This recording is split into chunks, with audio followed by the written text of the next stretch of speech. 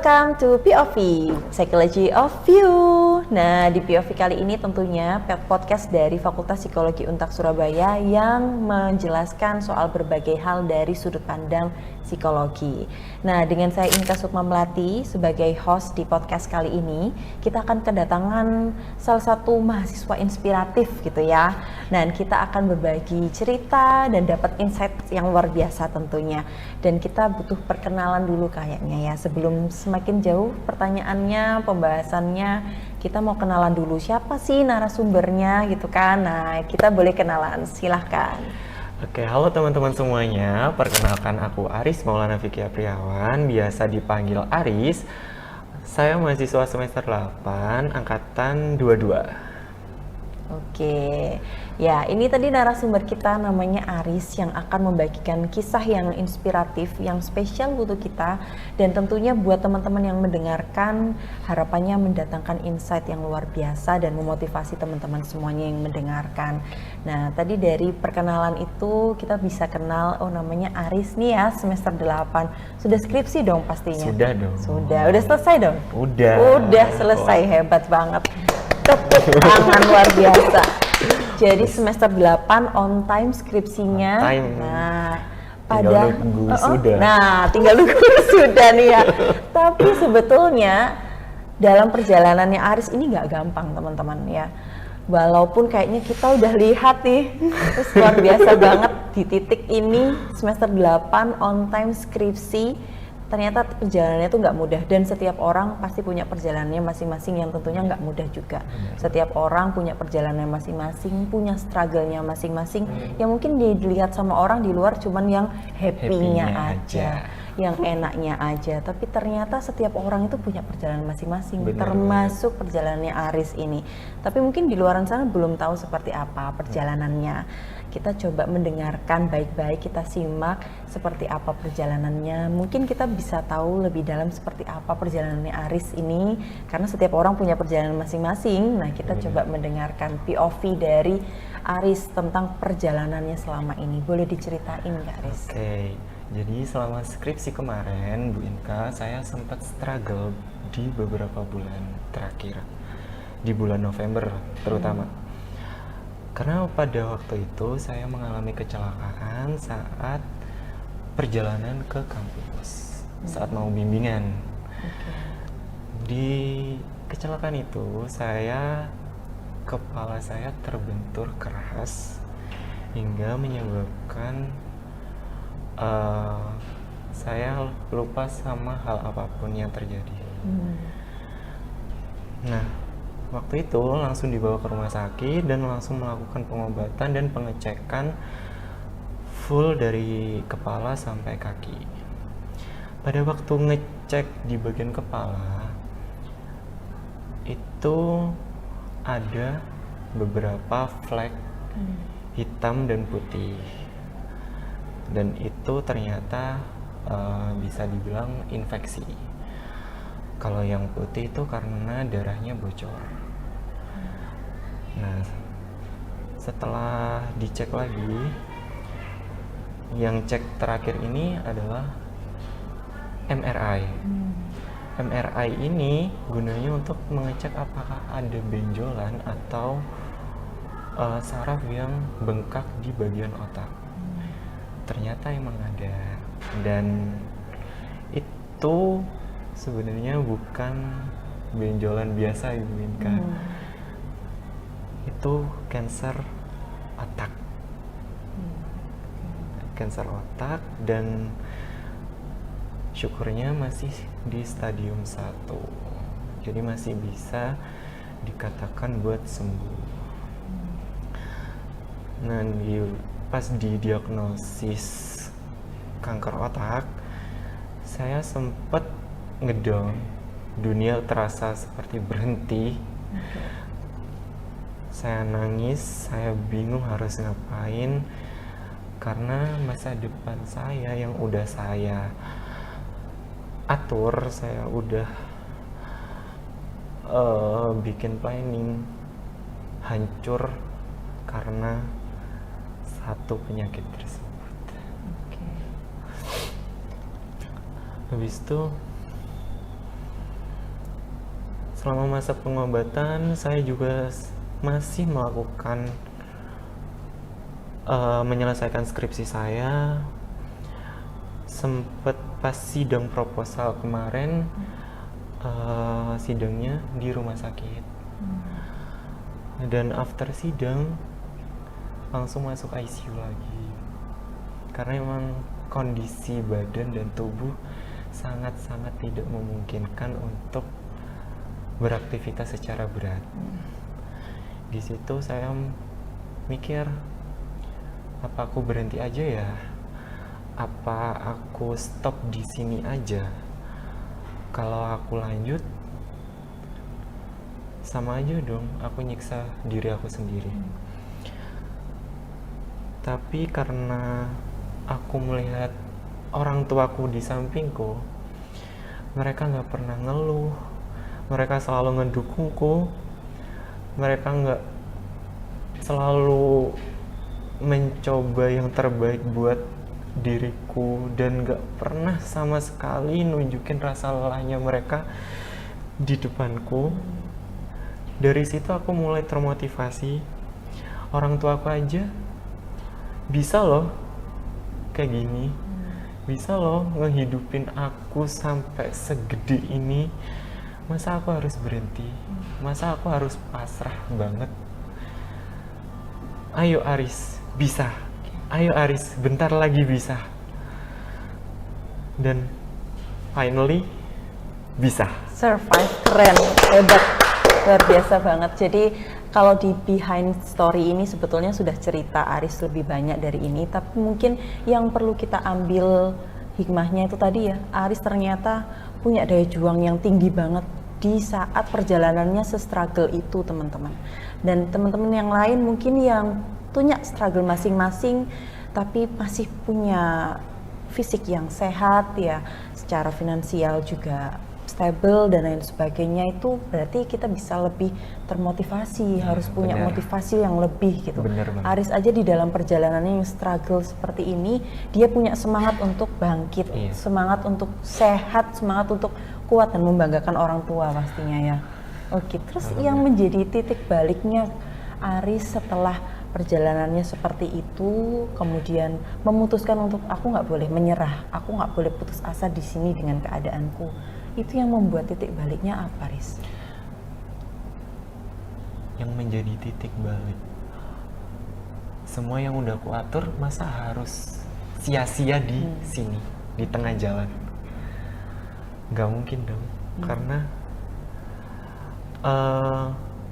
aku harus membanggakan orang tuaku, aku harus membanggakan orang-orang sekitarku.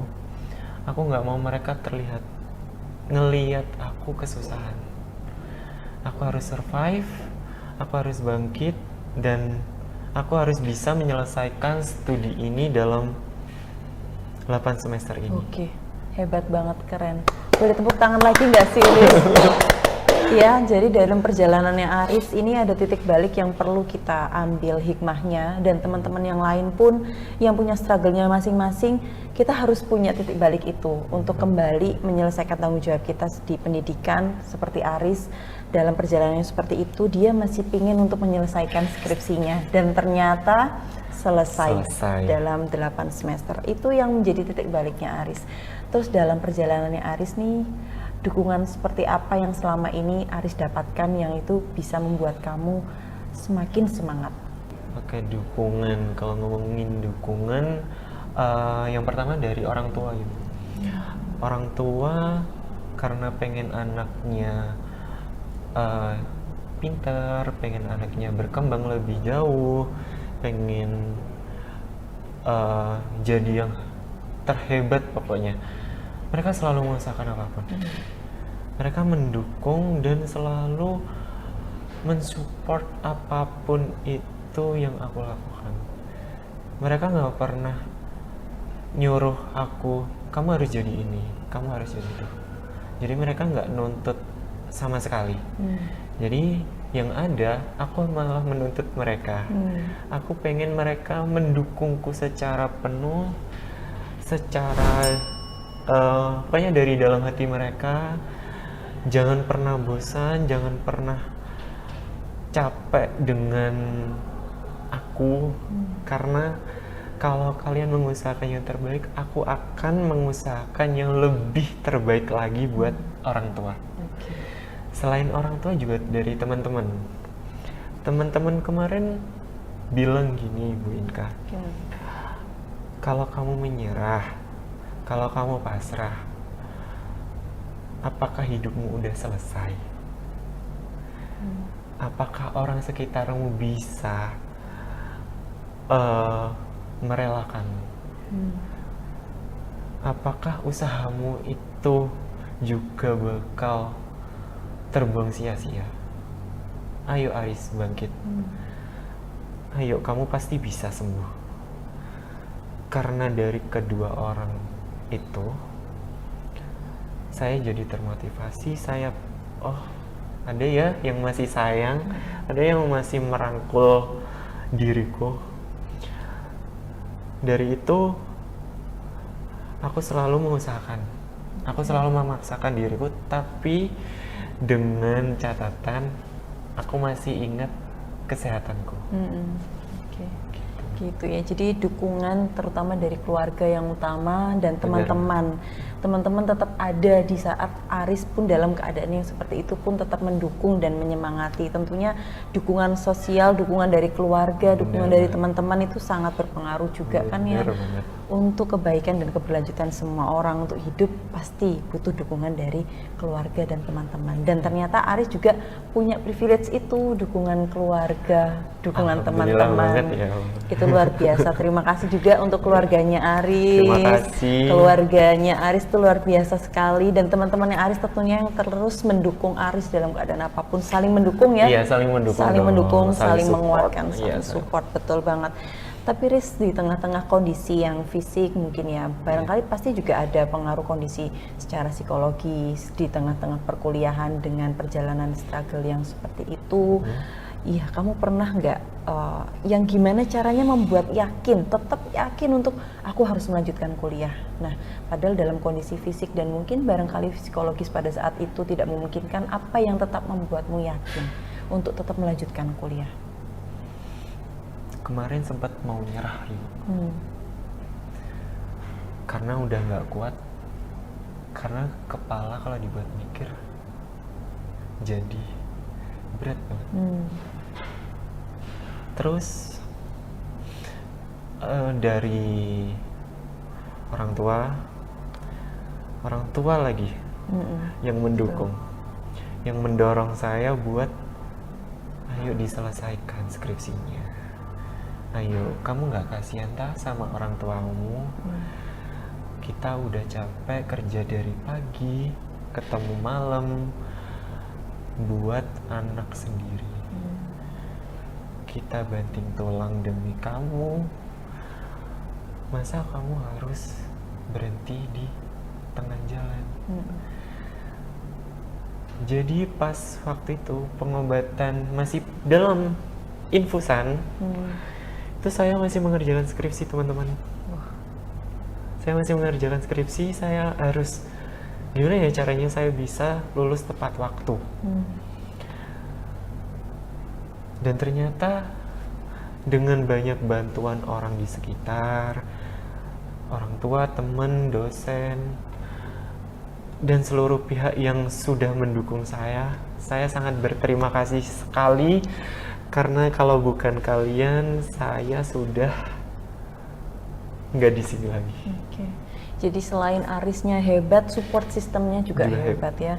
Orang tuanya Aris, teman-teman, tadi disebutkan dosennya Aris juga luar biasa sekali yang turut andil ya, dalam mendukung Aris nih ya, luar biasa sekali. Oke Riz, mungkin kalau dari semua perjalanannya sampai di titik ini, perubahan terbesar apa yang kamu rasain antara sebelum dan sesudah? Saya lebih bisa menghargai hidup saya. Saya lebih bisa menghargai waktu dan kesehatan saya. Dulu teman-teman, saya terlalu ngeforsir badan saya sampai saya nggak peduli dengan apa yang saya lakukan saat itu.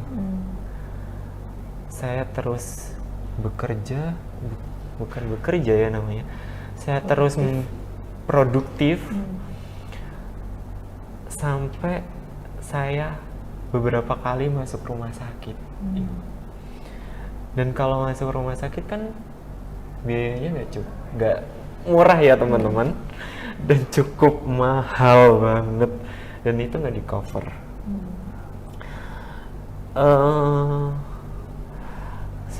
Ya udah, jadi saya lebih bisa menghargai waktu, menghargai orang-orang di sekitar saya, menghargai diri sendiri terutama, menghargai usaha dari orang-orang juga. Oke. Itu perubahan terbesar yang kamu rasain ya. Setelah itu kamu bisa lebih memahami kesehatan, kemudian memahami setiap orang di sekitar kamu. Luar biasa banget ya. Jadi kalau menurutmu arti hidup menurut Aris seperti apa, Aris? Arti hidup menurut saya, mungkin hidup cuma sekali ya Bu, tapi jangan dibuat susah.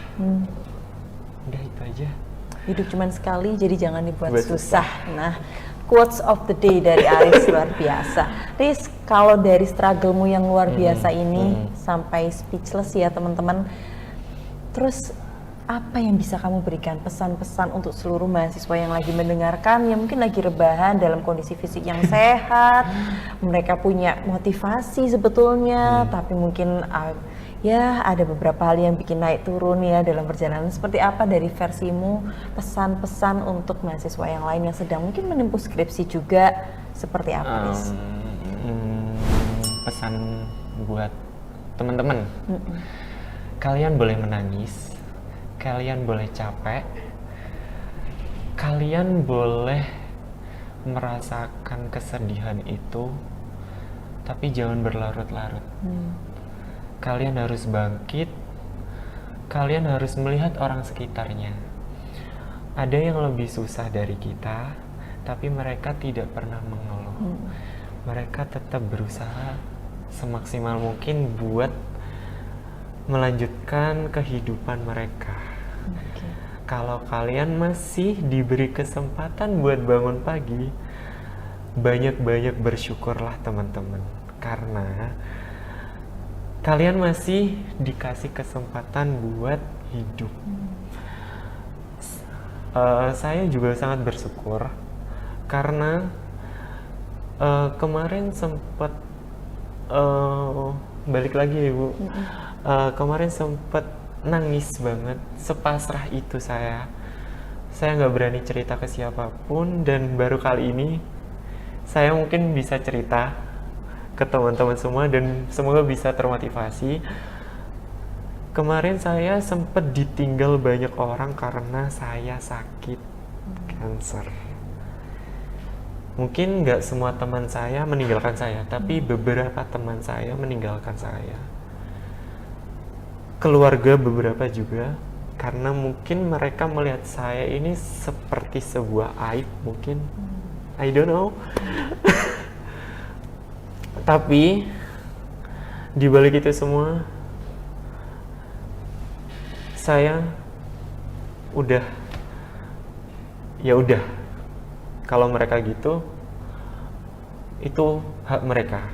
Saya nggak mau ngemis-ngemis minta waktu, minta perhatian dari mereka buat ngasih atensi ke saya. Jadi semelihat mereka aja. Luar biasa ya teman-teman. Jadi setiap orang itu ternyata kan punya perjalanannya masing-masing. Dalam perjalanannya punya lika-liku, punya struggle-nya masing-masing. Tapi dalam struggle itu yang dipesankan oleh Aris, nggak boleh patah semangat, harus tetap semangat, nggak boleh putus asa. Karena kalau dari saya sendiri sih yakin bahwa Tuhan itu bukan tanpa alasan membawa kita sampai di titik ini. Iya, benar. Pasti ada alasannya. Dan ini sendiri POV kita memberikan sudut pandang lain dari sisi psikologis, gimana resiliensinya Aris sesuai judul skripsinya, resiliensi. Iya. Ternyata resiliensinya Aris tinggi juga ya, daya juangnya luar biasa. Survive, long story short, I survive gitu ya. Tapi sebenarnya dalam survive itu punya perjalanan masing-masing, dan saya yakin semua yang mendengarkan POV ini punya perjalanannya masing-masing, Benar. punya struggle-nya. Di dalam struggle itu yang penting nggak boleh menyerah. Benar. Harus tetap semangat. Pokoknya lanjut terus ya. Iya. Untuk Aris juga terima kasih banyak sudah memberikan ceritanya. Nggak mudah ternyata selama ini Aris itu cukup mengkeep apa yang sedang Iya. dialami, tapi dia punya keberanian untuk menceritakan, dan harapannya dari cerita ini semuanya bisa termotivasi, semuanya bisa bangkit dalam struggle-nya masing-masing. Apapun struggle-nya, teman-teman harus semangat, tidak boleh putus asa. Yang sudah kuliah diselesaikan kuliahnya, yang lagi skripsi segera diselesaikan skripsinya. Kita semuanya punya struggle masing-masing. Saya, Aris, orang lain punya struggle-nya sendiri-sendiri, tapi gimana caranya kita harus survive, semangat gitu ya, dan luar biasa. Kah, tamu kita sekarang ini luar biasa sekali, insightful. Semoga teman-teman semuanya juga mendapatkan motivasi, mendapatkan insight dan hikmahnya. Ternyata bukan tanpa alasan Tuhan itu membawa kita sampai di titik ini. Benar banget Ibu. Di story-nya dari Aris itu ternyata dia bisa duduk di kursi ini untuk menceritakan seperti apa perjalanannya, gimana hikmahnya, yang mungkin bisa diambil Aris dan teman-teman semuanya termasuk saya. Terima kasih banyak Aris, Terima sudah kasih juga, Bu Inka. berkesempatan, punya waktu, punya tenaga untuk datang dan berbagi cerita untuk kita semuanya di POV ini. Dan semoga Aris dan keluarga diberikan kesehatan, Amin, semuanya yang amin, mendengarkan amin. juga diberikan kesehatan. Kita semuanya dalam keadaan sehat dan selalu survive dalam kondisi apapun ya. Kita harus semangat sesuai Wajib. dengan quotes-nya Aris ya Wajib. tadi ya. Wajib. Hidup cuma sekali, jadi Jangan dibuat susah, Jangan jangan dibuat putus susah. asa. oke. Selesaiin apa yang kamu mulai. Oke, Kalau selesaiin udah apa terjun, ya udah. selesaiin. Oke, itu ya teman-teman. Jadi POV kali ini kita punya sudut pandang baru gimana resiliensi setiap orang itu beda-beda, daya juangnya. Tapi yang paling penting adalah gimana caranya kita bisa survive dalam kondisi apapun dan harus menyelesaikan apa yang kita mulai hari ini. Benar banget. Terima kasih banyak Aris sudah datang di POV kali ini. Kita akan bahas ke POV yang berikutnya, nanti kita ketemu narasumber yang lainnya. Jadi buat teman-teman jangan lupa subscribe YouTube-nya dan juga jangan lupa share dan like dari podcast kali ini. Terima kasih Aris dan terima juga, kasih Bu semuanya yang Inka. udah mendengarkan sobat-sobat sobat-sobat POV. Sampai ketemu di POV yang selanjutnya. Sampai jumpa.